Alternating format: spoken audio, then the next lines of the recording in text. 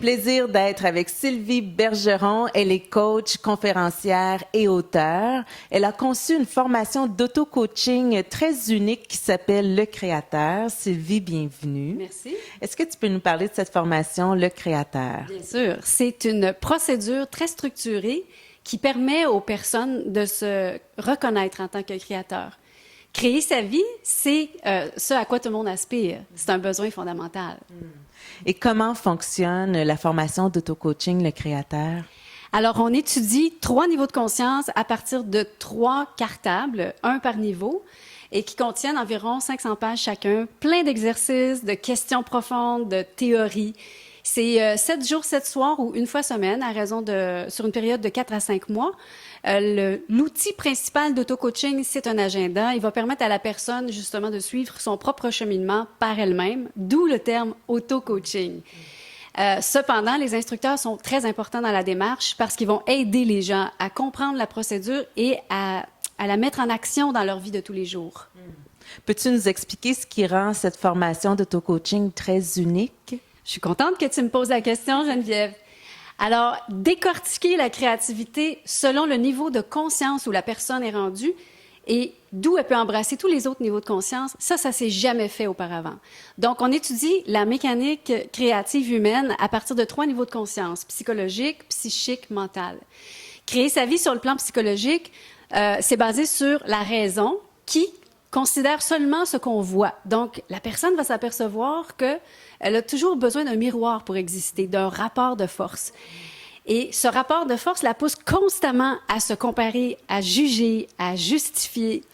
Et ça peut être très stimulant au départ, mais à la longue, ça finit par bloquer la créativité.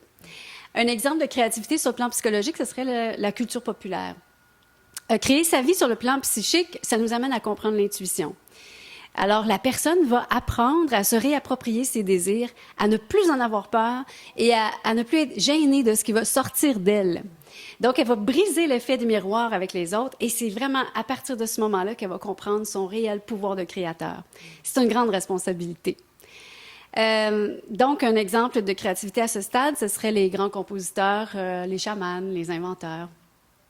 Au niveau 3, la créativité sur le plan mental, alors on étudie la mécanique qui nous connecte à notre source, justement la source qui crée.